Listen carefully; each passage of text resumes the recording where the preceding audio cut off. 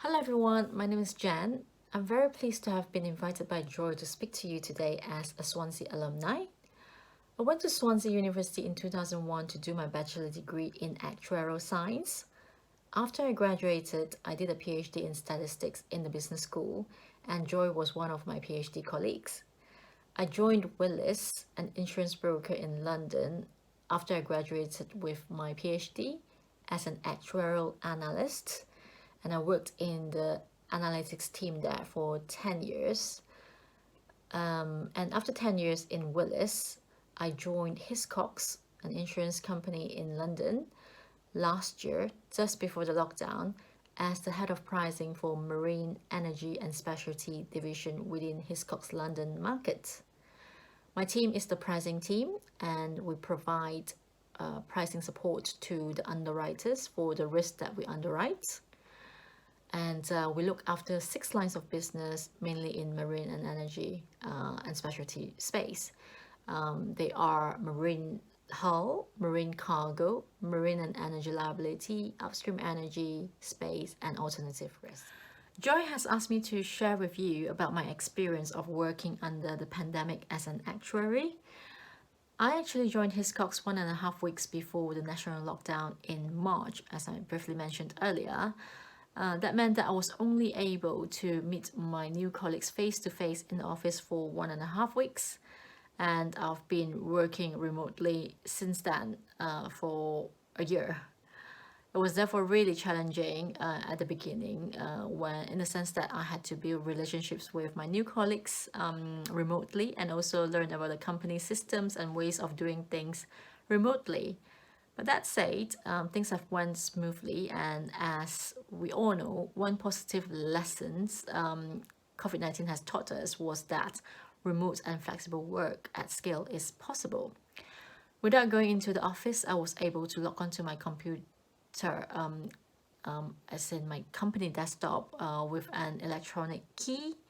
I was able to get a hold of my colleagues whenever I need to, via instant messenger, WebEx, Microsoft Teams, and we can share our screens when we need to look into some materials together in order to discuss on the work related stuff. Yeah, I also managed to hire new people for my team who actually joined my team without a chance to go into the office at all. But so far, things have really gone very well, which is really amazing. Hiscox was also brilliant in keeping us connected and cheering everyone up when everything was really uncertain during the first lockdown. There was weekly social competitions for everyone to enter and win prizes from the best barbecue food to the best home office designs. I also lost count on the number of fun quizzes I had done with the team. And we could do virtual social drinks via WebEx as well, which is really fun. So despite not seeing each other, virtual social events like these have really brought people close together. As we all know, school closures have caused many parents to have to work from homes whilst providing homeschooling to their children during working hours. It is therefore a new norm to have little ones joining work meetings, and everyone was really understanding about it. Managers are also flexible about working hours or styles as long as works get done. So therefore, I think in terms of the impact on our productivity, I would say it didn't really have any negative impact on the productivity because works do get done. So how about the impact of COVID-19 on the insurance industry? Like most industries, the insurance industry was indeed impacted by COVID-19. Insurance companies are facing higher than expected losses, either directly from COVID-19 or indirectly. For example, due to increased costs in settling claims because of delays in claims response due to the lockdown. So yeah, this then have an impact on the reserving capital modeling and pricing considerations an insurance company have to make.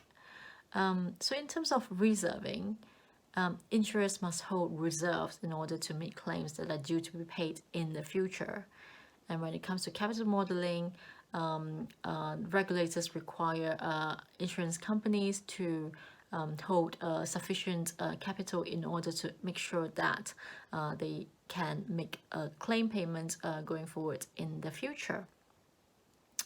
Because COVID-19 is really unprecedented, and therefore, given its uncertainty, this has really have made the reserving and capital modeling a bit more challenging than usual, in the sense that in terms of the expected number of COVID-19 claims and also their severity, we need to make sure that we allow for that appropriately in the reserving.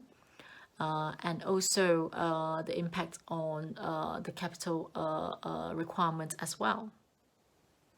One of the source of income for insurance companies are investment income. So when the premiums are in, insurance will then invest this cash in order to generate more income.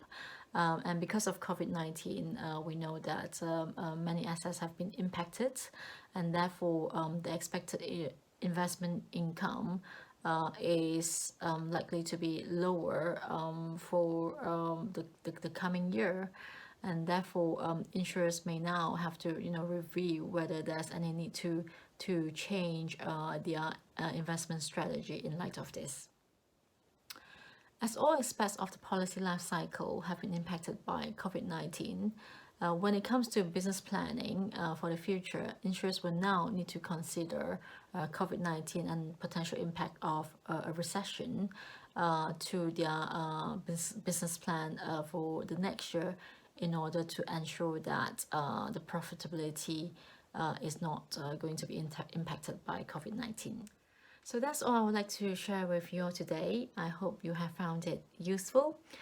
It's a really big shame for me that I was not able to do this face to face in Swansea University. I would love to go back to Swansea, but I hope there will be a chance to do that as soon as the lockdown is lifted. And before then, stay safe, everyone, and good luck.